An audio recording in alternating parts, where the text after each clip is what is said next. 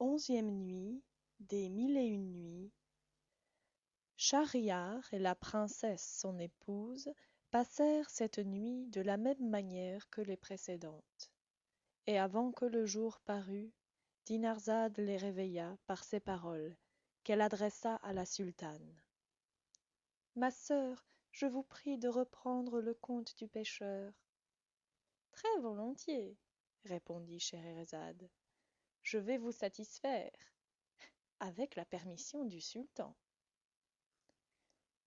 Le génie, poursuivit-elle, ayant promis de dire la vérité, le pêcheur lui dit: Je voudrais savoir si effectivement vous étiez dans ce vase. Oseriez-vous en jurer par le grand nom de Dieu? Oui, répondit le génie, je jure par ce grand nom que j'y étais, et cela est très véritable. En bonne foi, répliqua le pêcheur, je ne puis vous croire. Ce vase ne pourrait pas seulement contenir un de vos pieds. Comment se peut-il que votre corps y ait été renfermé tout entier? Je te jure pourtant, repartit le génie, que j'y étais tel que tu me vois. Est-ce que tu ne me crois pas, après le grand serment que je t'ai fait? Non, vraiment, dit le pêcheur, et je ne vous croirai point, à moins que vous ne me fassiez voir la chose. Alors il se fit une dissolution du corps du génie, qui, se changeant en fumée, s'étendit comme auparavant sur la mer et sur le rivage, et qui, se rassemblant ensuite, commença de rentrer dans le vase, et continua de même par une succession lente et égale, jusqu'à ce qu'il n'en restât plus rien au dehors. Aussitôt il en sortit une voix qui dit au pêcheur: Incrédule pêcheur, me voici dans le vase, me crois-tu présentement? Le pêcheur, au lieu de répondre au génie, prit le couvercle de plomb, et ayant fermé promptement le vase: Génie, lui cria-t-il, demande-moi grâce à ton tour, et choisis de quelle mort tu veux que je te fasse mourir. Mais non, il vaut mieux que je te rejette à la mer, dans le même endroit d'où je t'ai tiré. Puis je ferai bâtir une maison sur ce rivage, où je demeurerai pour avertir tous les pêcheurs qui viendront y jeter leurs filets, de bien prendre garde de repêcher un méchant génie comme toi, qui a fait serment de tuer celui qui te mettra en liberté. À ces paroles offensantes, le génie, irrité, fit tous ses efforts pour sortir du vase. Mais c'est ce qui ne lui fut pas possible, car l'empreinte du sceau du prophète Salomon, fils de David, l'en empêchait. Ainsi, voyant que le pêcheur avait alors l'avantage sur lui, il prit le parti de dissimuler sa colère. Pêcheur, lui dit-il, d'un ton radouci, garde-toi bien de faire ce que tu dis. Ce que j'en ai fait n'a été que par plaisanterie, et tu ne dois pas prendre la chose sérieusement. Ô génie, répondit le pêcheur, toi qui étais, il n'y a qu'un moment, le plus grand, et qui est à cette heure le plus petit de tous les génies, apprends que tes artificieux discours ne te serviront de rien. Tu retourneras à la mer. Si tu y as demeuré tout le temps que tu m'as dit, tu pourras bien y demeurer jusqu'au jour du jugement. Je t'ai prié, au nom de Dieu, de ne pas m'ôter la vie. Tu as rejeté mes prières. Je dois te rendre la pareille. Le génie n'épargna rien pour tâcher de toucher le pêcheur. Ouvre le vase, lui dit-il. Donne-moi la liberté, je t'en supplie, je te promets que tu seras content de moi. Tu n'es qu'un traître, repartit le pêcheur.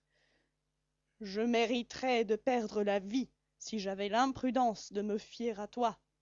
Tu ne manquerais pas de me traiter de la même façon qu'un certain roi grec traita le médecin Douban. C'est une histoire que je te veux raconter. Écoute. Histoire du roi grec et du médecin Douban. Il y avait au pays de Zouman, dans la Perse, un roi dont les sujets étaient grecs originairement. Ce roi était couvert de lèpre, et ses médecins, après avoir inutilement employé tous leurs remèdes pour le guérir, ne savaient plus que lui ordonner, lorsqu'un très habile médecin, nommé Douban, arriva dans sa cour. Ce médecin avait puisé sa science dans les livres grecs, persans, turcs, arabes, latins, syriaques et hébreux, et outre qu'il était consommé dans la philosophie, il connaissait parfaitement les bonnes et mauvaises qualités de toutes sortes de plantes et de drogues. Dès qu'il fut informé de la maladie du roi, qu'il eut appris que ses médecins l'avaient abandonné, il s'habilla le plus proprement qu'il lui fut possible et trouva moyen de se faire présenter au roi. Sire, lui dit-il, je sais que tous les médecins dont votre majesté s'est servie n'ont pu la guérir de sa lèpre, mais si vous voulez bien me faire l'honneur d'agréer mes services, je m'engage à vous guérir, sans breuvage et sans topique. Le roi écouta cette proposition. Si vous êtes assez habile homme, répondit-il, pour faire ce que vous dites, je promets de vous enrichir, vous et votre postérité, et sans compter les présents que je vous ferai, vous serez mon plus cher favori. Vous m'assurez donc que vous m'ôterez ma lèpre sans me faire prendre aucune potion et sans m'appliquer aucun remède extérieur? Oui, sire, repartit le médecin, je me flatte d'y réussir, avec l'aide de Dieu, et dès demain j'en ferai l'épreuve. En effet, le médecin Douban se retira chez lui et fit un mail qu'il creusa en dedans par le manche, où il mit la drogue dont il prétendait se servir. Cela étant fait, il prépara aussi une boule de la manière qu'il la voulait, avec quoi il alla le lendemain se présenter devant le roi, et se prosternant à ses pieds, il baisa la terre. En cet endroit, Scheherazade, remarquant qu'il était jour, en avertit Schahriar, et se tut. En vérité, ma sœur, dit alors Dinarzade, je ne sais où vous allez prendre tant de belles choses. Vous en entendrez bien d'autres demain, répondit Scheherazade. Si le sultan, mon maître, a la bonté de me prolonger encore la vie. Schahriar, qui ne désirait pas moins ardemment que Dinarzade d'entendre la suite de l'histoire du médecin Douban, n'eut garde de faire mourir la sultane ce jour-là. Fin de la 11e nuit. 12e nuit des mille et une nuits. La 12e nuit était déjà fort avancée lorsque Dinarzade, s'étant réveillée, s'écria Ma sœur, si vous ne dormez pas, je vous supplie de continuer l'agréable histoire du roi grec et du médecin Douban. Je le veux bien, répondit Scheherazade. En même temps, elle en reprit le fil de cette sorte.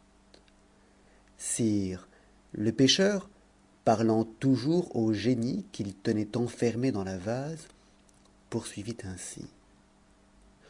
Le médecin Douban se leva, et après avoir fait une profonde révérence, dit au roi qu'il jugeait à propos que sa majesté montât à cheval et se rendit à la place pour jouer au mail. Le roi fit ce qu'on lui disait, et lorsqu'il fut dans le lieu destiné à jouer au mail à cheval, le médecin s'approcha de lui avec le mail qu'il avait préparé, et le lui présentant. Tenez, sire, lui dit-il, exercez-vous avec ce mail en poussant cette boule avec par la place, jusqu'à ce que vous sentiez votre main et votre corps en sueur. Quand le remède que j'ai enfermé dans le manche de ce mail sera échauffé par votre main, il vous pénétrera par tout le corps, et sitôt que vous suerez, vous n'aurez qu'à quitter cet exercice, car le remède aura fait son effet. Dès que vous serez de retour en votre palais, vous entrerez au bain, et vous vous ferez bien laver et frotter. Vous vous coucherez ensuite, et en vous levant demain matin, vous serez guéri.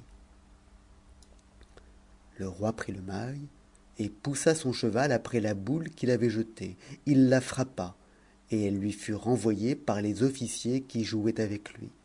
Il la refrappa, et enfin le jeu dura si longtemps que sa main en sua, aussi bien que tout son corps. Ainsi, le remède enfermé dans le manche du mail opéra comme le médecin l'avait dit. Alors, le roi cessa de jouer, s'en retourna dans son palais, entra au bain et observa très exactement ce qui lui avait été prescrit.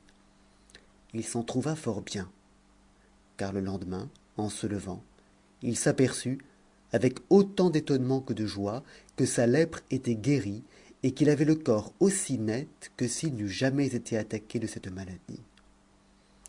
D'abord qu'il fut habillé, il entra dans la salle d'audience publique où il monta sur son trône et se fit voir à tous ses courtisans que l'empressement d'apprendre le succès du nouveau remède y avait fait aller de bonne heure.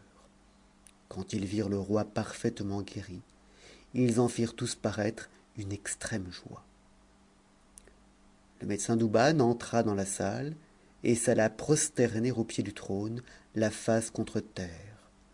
Le roi, l'ayant aperçu, l'appela, le fit asseoir à son côté et le montra à l'assemblée en lui donnant publiquement toutes les louanges qu'il méritait.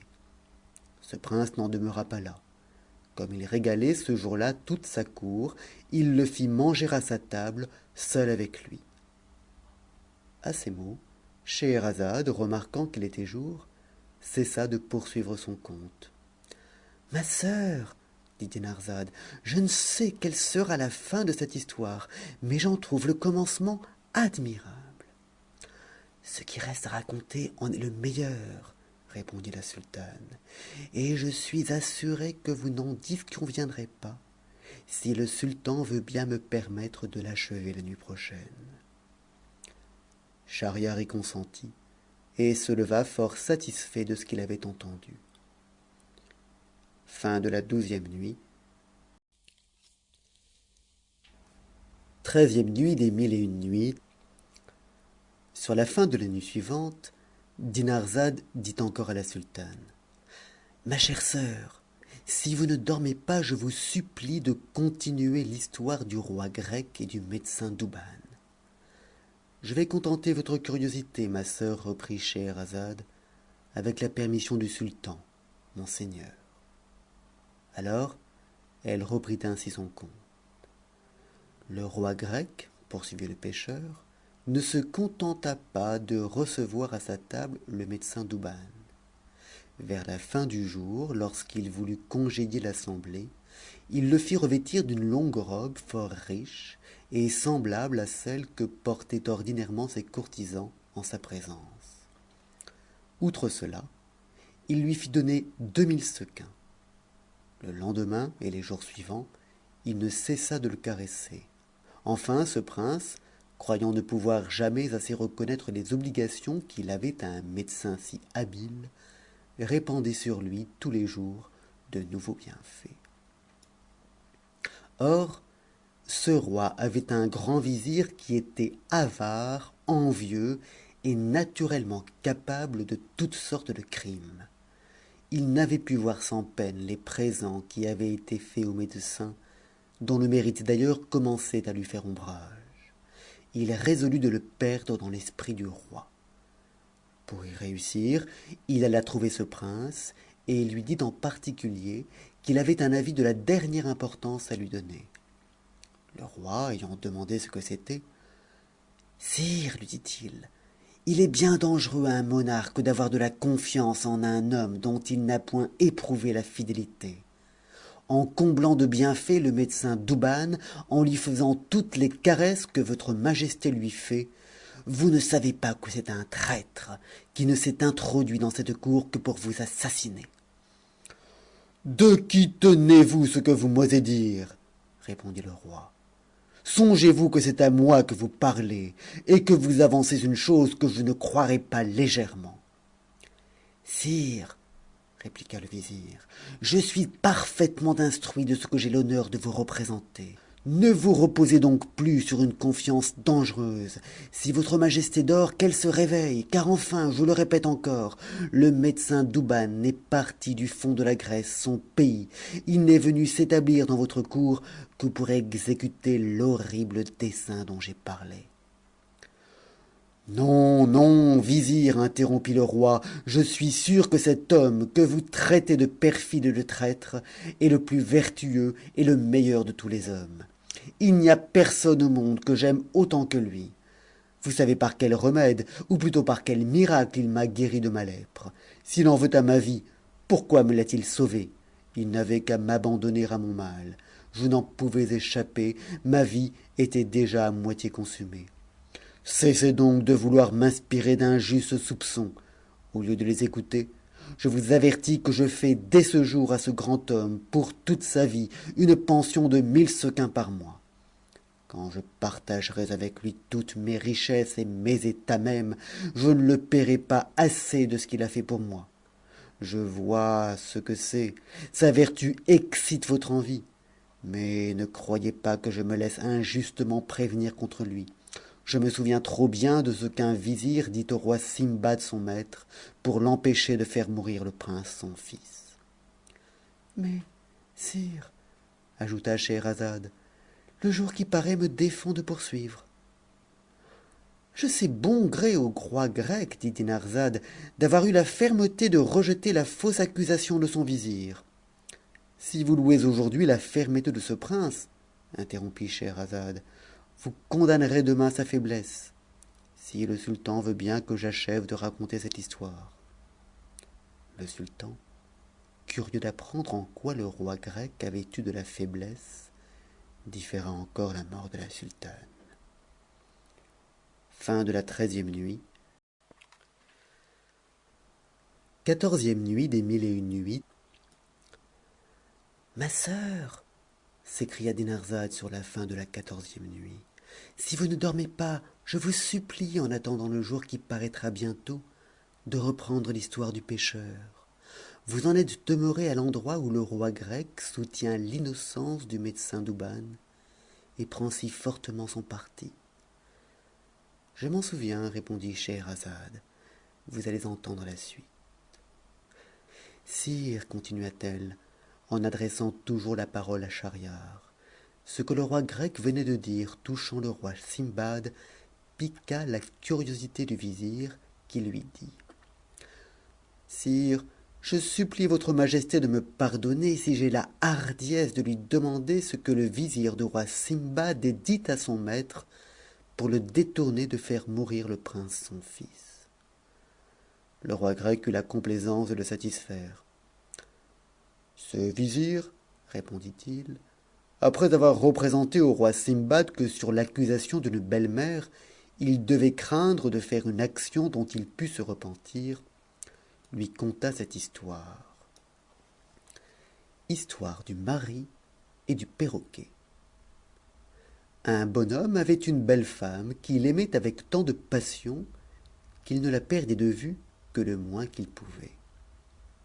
Un jour, que des affaires pressantes l'obligeaient à s'éloigner d'elle, il alla dans un endroit où l'on vendait toutes sortes d'oiseaux. Il y acheta un perroquet qui non seulement parlait fort bien, mais qui avait même le don de rendre compte de tout ce qui avait été fait devant lui. Il l'apporta dans une cage au logis, pria sa femme de le mettre dans sa chambre et d'en prendre soin pendant le voyage qu'il allait faire, après quoi il partit. À son retour, il ne manqua pas d'interroger le perroquet sur ce qui s'était passé durant son absence. Et là-dessus, l'oiseau lui apprit des choses qui lui donnèrent lieu de faire de grands reproches à sa femme. Elle crut que quelques-unes de ses esclaves l'avaient trahi. Elles jurèrent toutes qu'elle lui avait été fidèle et convinrent qu'il fallait que ce fût le perroquet qui eût fait ces mauvais rapports. Prévenue de cette opinion, la femme chercha dans son esprit un moyen de détruire les soupçons de son mari et de se venger en même temps du perroquet. Elle le trouva. Son mari étant parti pour faire un voyage d'une journée, elle commanda à une esclave de tourner pendant la nuit, sous la cage de l'oiseau, un moulin à bras, à une autre de jeter de l'eau en forme de pluie par le haut de la cage, et à une troisième de prendre un miroir et de le tourner devant les yeux du perroquet, à droite et à gauche, à la clarté d'une chandelle. Les esclaves employèrent une grande partie de la nuit à faire ce que leur avait ordonné leur maîtresse, et elles s'en acquittèrent fort adroitement. Le lendemain, le mari étant de retour, fit encore des questions au perroquet sur ce qui s'était passé chez lui. L'oiseau lui répondit: mon maître, les éclairs, le tonnerre et la pluie m'ont tellement incommodé toute la nuit que je ne puis vous dire ce que j'en ai souffert. Le mari, qui savait fort bien qu'il n'avait ni plu ni tonné cette nuit-là, demeura persuadé que le perroquet, ne disant pas la vérité en cela, ne la lui avait pas dite aussi au sujet de sa femme. C'est pourquoi, de dépit, l'ayant tiré de sa cage, il le jeta si rudement contre terre qu'il le tua. Néanmoins, dans la suite, il apprit de ses voisins que le pauvre perroquet ne lui avait pas menti en lui parlant de la conduite de sa femme, ce qui fut cause qu'il se repentit de l'avoir tué. Là s'arrêta Scheherazade, parce qu'elle s'aperçut qu'il était jour. Tout ce que vous nous racontez, ma sœur, dit Dinarzade, est si varié que rien ne me paraît plus agréable. Je voudrais continuer de vous divertir, répondit Scheherazade, mais je ne sais si le sultan, mon maître, m'en donnera le temps. Schahriar, qui ne prenait pas moins de plaisir que Dinarzade à entendre la sultane, se leva et passa la journée sans ordonner au vizir de la faire mourir. Fin de la 14e nuit. 15e nuit des mille et une nuits. Dinarzade ne fut pas moins exacte cette nuit que les précédentes à réveiller Scheherazade. Ma chère sœur, lui dit-elle, si vous ne dormez pas, je vous supplie, en attendant le jour qui paraîtra bientôt, de me conter un de ces beaux contes que vous savez. Ma sœur, répondit la sultane, je vais vous donner cette satisfaction. Attendez, interrompit le sultan, achevez l'entretien du roi grec avec son vizir au sujet du médecin Douban, et puis vous continuerez l'histoire du pêcheur et du génie. Sire, repartit Scheherazade, vous allez être obéi. En même temps, elle poursuivit de cette manière. Quand le roi grec, dit le pêcheur au génie, eut achevé l'histoire du perroquet, et vous, vizir, ajouta-t-il, par l'envie que vous avez conçue contre le médecin Douban, qui ne vous a fait aucun mal, vous voulez que je le fasse mourir, et je m'en garderai bien, de peur de m'en repentir, comme ce mari d'avoir tué son perroquet. Le pernicieux vizir était trop intéressé à la perte du médecin Douban pour en demeurer là. Sire, répliqua-t-il, la mort du perroquet était plus importante, et je ne crois pas que son maître l'ait regretté longtemps.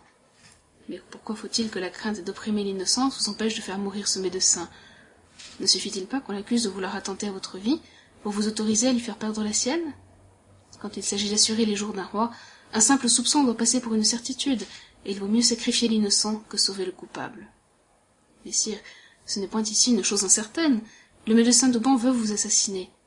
Ce n'est point l'envie qui m'arme contre lui, c'est l'intérêt seul que je prends à la conservation de votre majesté. C'est mon zèle qui m'apporte à vous donner un avis d'une si grande importance. S'il est faux, je mérite qu'on me punisse de la même manière qu'on punit autrefois un vizir. Qu'avait fait ce vizir, dit le roi grec, pour être digne de ce châtiment? Je vais l'apprendre à votre majesté, sire, répondit le vizir. Quelle est, s'il lui plaît, la bonté de m'écouter? Histoire du vizir puni. Il était autrefois un roi, poursuivit-il, qui avait un fils qui aimait passionnément la chasse. Il lui permettait de prendre souvent ce divertissement, mais il avait donné ordre à son grand vizir de l'accompagner toujours et de ne le perdre jamais de vue. Un jour de chasse, les piqueurs ayant lancé un cerf, le prince, qui crut que le vizir le suivait, se mit après la bête. Il courut si longtemps, et son ardeur l'emporta si loin, qu'il se trouva seul. Il s'arrêta, et remarquant qu'il avait perdu la voie, il voulut retourner sur ses pas pour aller rejoindre le vizir, qui n'avait pas été assez diligent pour le suivre de près. Mais il s'égara. Pendant qu'il courait de tous côtés sans tenir de route assurée, il rencontra au bord d'un chemin une dame assez bien faite, qui pleurait amèrement. Il retint la bride de son cheval, demanda à cette femme qui elle était, ce qu'elle faisait seule en cet endroit, et si elle avait besoin de secours. « Je suis, lui répondit-elle, la fille d'un roi des Indes. En me promenant à cheval dans la campagne, je me suis endormie, et je suis tombée.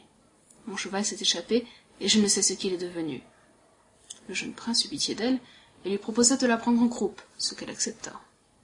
Comme il passait près d'une masure, la dame ayant témoigné qu'elle serait bien aise de mettre pied à terre pour quelque nécessité, le prince s'arrêta, et la laissa descendre. Il descendit aussi, et s'approcha de la masure en tenant son cheval par la bride. Jugez quelle fut sa surprise, lorsqu'il entendit la dame en dedans prononcer ces paroles. « Réjouissez-vous, mes enfants, je vous amène un garçon bien fait et fort gras. » Et que d'autres voix lui répondirent aussitôt, « Maman, où est-il que nous le mangions tout à l'heure, car nous avons bon appétit ?» Le prince n'eut pas besoin d'en entendre davantage pour concevoir le danger où il se trouvait. Il vit bien que la dame qui se disait fille d'un roi des Indes était une ogresse, femme de ces démons sauvages appelés ogres, qui se retirent dans les lieux abandonnés et se servent de 1000 ruses pour surprendre et dévorer les passants. Il fut saisi de frayeur et se jeta au plus vite sur son cheval.